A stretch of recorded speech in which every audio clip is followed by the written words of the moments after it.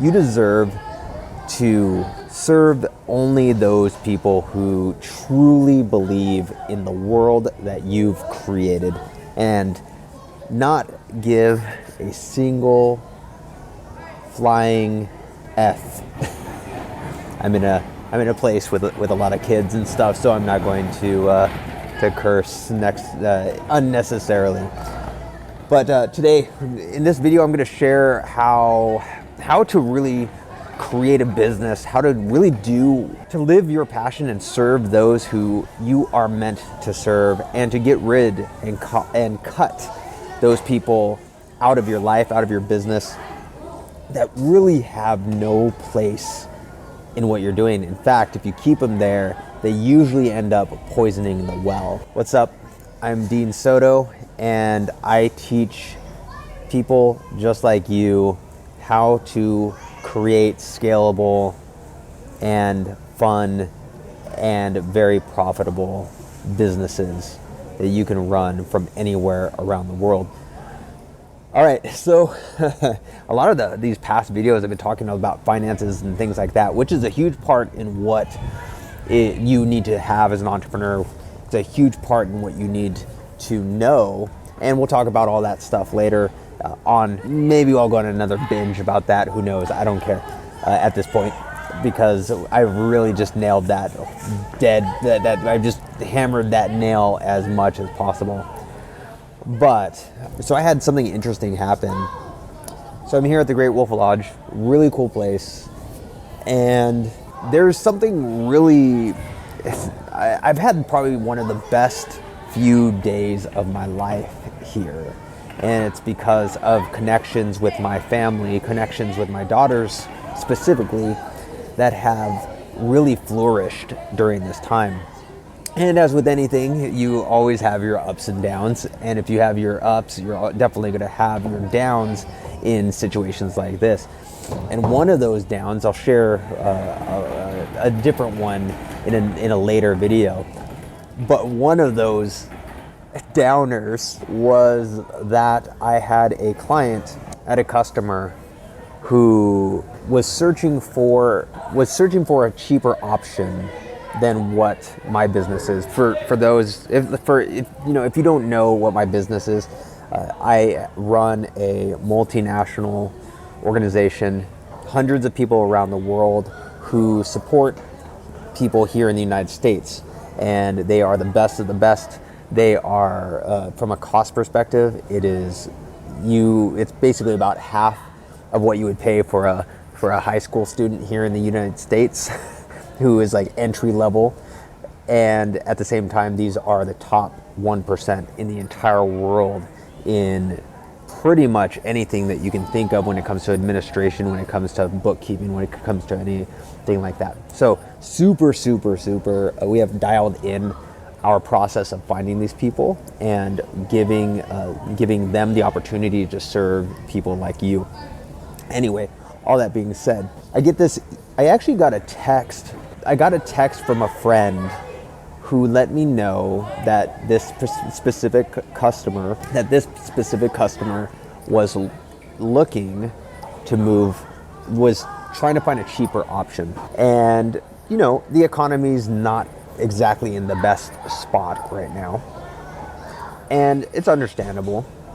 And so this client said, we're paying Dean and Pro Sulam all this money, yet I can go find a cheaper option. I can go find some people that are half off what you guys charge, or what they're charging.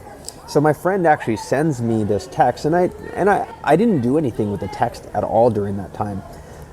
It's funny. Right now I'm very uncomfortable because there are a lot of people around, and normally I would be a lot more animated, but there are people around, and it's just funny. I notice I try to keep these as unfiltered as possible, so you can actually hear what I get nervous. I'm a closet introvert, so I get this kind of nervous, and then I keep on hitting this damn thing and shaking the camera.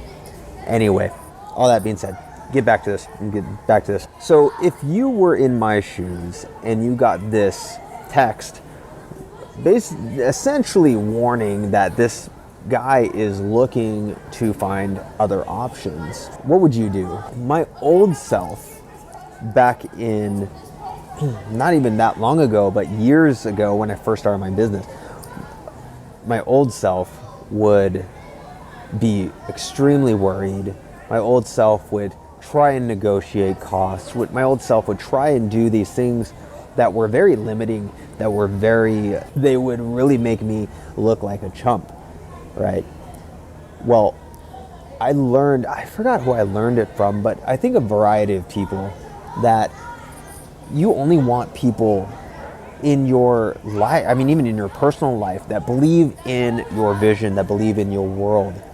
And while Prosulum and my business might look the same as other places, it's a completely different world. When you understand systems, when you understand processes, things like that, you see what we give with our virtual systems architects, these VSAs, and it's night and day difference than anything else that's out there. And so, back in the day, I would have fought for this customer. I would have lowered my price. I would have not even begged, but I would have, apologized. Well, first off, this customer didn't say anything for a while. In fact, when the rebilling, the subscriptions for the monthly subscription came around, it started to fail. It started to decline. And so at that point, I knew he was going to move to some other place, right? Or at least try to. That said, when it took about a week or so, maybe 2 weeks, I don't quite remember, but it took a little while. And what happened was he emailed his account manager, which was one of my employees, and the employee, better do this just because it's kind of getting loud out here.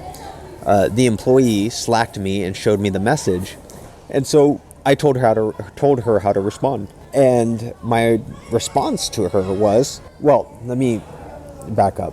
The email that he sent to her essentially said, we're looking at different options. We'd like to cancel our contract with you. And can you start renegotiating price? My response to her was send a message to him saying, we wish you the best of luck. We are canceling your service on our end, which you've already canceled, so we're gonna cancel the service. We've already moved your VSA to somebody else because he hadn't paid anyway, and we are going to. I said, make sure to let him know that everything in the agreement that he signed is still in place, and which means that he can't go and take his VSA and try and hire them on the side and things like that. Otherwise, there are legal ramifications for that. But all that said was, I had a feeling that when that happened, as soon as you come back and do that, I had a feeling that there would be kind of like an oh crap moment. What did we just do? What we're missing out on something. I knew this was going to happen. And so I let her know before even there was a response that was where they wanted to cancel their cancellation. I told her, no, do not. I told her, if they say, oh, we're sorry, we actually don't want to cancel. I told her to cancel. And I essentially said in a very nice way that we wish you the best of luck. Unfortunately, we're not able to resume service because of this incident. And we wish you the best of luck with these other providers that you found. And it's actually not meant to be mean. It's not meant to hurt their feelings or anything like that. What it's meant to do is to keep only those clients and people in my world that understand the value of what they're getting. You go and try and find the same value elsewhere, good luck. And with me, there is no second chance. It's funny, there are so many different companies out there that go to your mobile service company or go to wherever, and you will have them, you terminate your contract and then, or you end your service, and then you can go back and start it up again. You can end your service, go back and start it up again. It does not work that way with my company.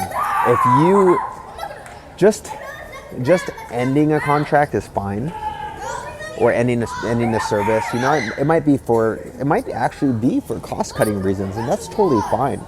But when personally I know it's because there's almost like a little bit of a hidden threat of I'm looking elsewhere. If you are looking elsewhere, we're done. You'll never be a client ever again. It is what it is, because this is what's going to happen. Is if I bring you back on as a client, you're going to be resentful.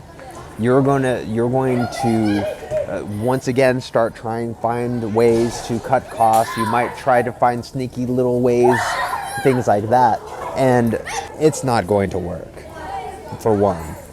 And it's just going to cause more problems in the future. I'd rather you just move on. I'd rather that we just like a relationship, a man and woman relationship. If we're boyfriend and girlfriend, it's not working out. We need our space. That's that, okay? But there is no getting your ex back in this particular situation. And it's done purposely. Maybe if I start another brand and you resonate with that brand, fine. But I do not. If you cancel, and I know it's because you do not understand the value of the service, there is no going back. Because I don't want that person in my world. I don't want somebody who thinks that a Ferrari is the same as a Nissan Altima. I don't want that person who looks at the Bugatti that they have right in front of them and thinks it's the same as a Honda Civic. The more that they do that, the more that they bring that poison into my organization, into my world, the more that everybody else is going to have that stupid mindset. That's why with those high-end cars, they have such high barriers to be able to even buy, right? Some doing background checks and all this other stuff on you, right? So don't be afraid to do that with clients. Do not be afraid to do that with customers. The more you do that, the more prestigious you become. Word gets around that, oh crap, this person canceled, and they canceled because of they didn't understand the value of what they had, and they could never, ever, ever be a client again. Those words get around, and you become greater in people's eyes. That's a big secret that has helped my success grow over time. Do not waste time on people who don't understand your value. The more that you cut them, and if you can do it publicly, cut them. The more that you can do that, the better. You become the Tiffany's, you become the Ferrari, you become the Lamborghini, you become the Bugatti, you become the McLaren. And no longer will you be seen as the lowly Hyundai Sonata that you can go get at the Hertz used rental car place after people have used it for 70,000 miles for, get it for $10,000, $11,000, right? So cut people out of your world, personally and professionally, when they don't see the value that you bring, and you will become greater in everyone else's eyes.